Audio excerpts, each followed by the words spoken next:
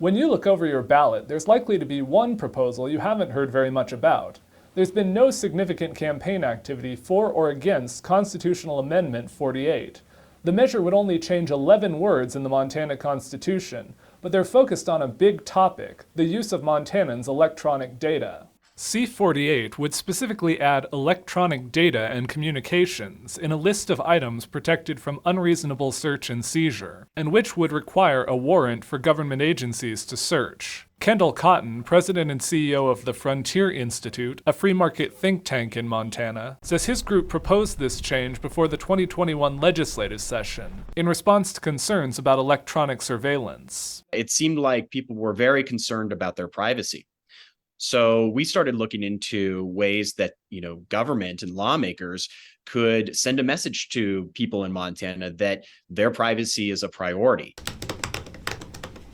State law already requires a warrant for government entities to get data off an electronic device in most cases, but Cotton believes it's still worth adding this specific language to the Constitution. What states can do is they can be proactive. And so we can be the laboratories for democracy and say, this is how we view our fundamental right to privacy. We view it as including protections for our electronic data and communications online. The proposal went through the Senate unanimously and passed 76 to 23 in the House on a bipartisan vote. One of the no votes came from State Representative Bill Mercer, a Republican from Billings and the former U.S. Attorney for Montana. He told MTN he understood the idea behind the measure, but didn't feel it was necessary. He argued the existing laws already provide enough protection. I'm just not hearing about a circumstance in which there was a piece of litigation that people could point out and say, see, here is a really bad outcome. Here is a situation where a search occurred that was deemed to be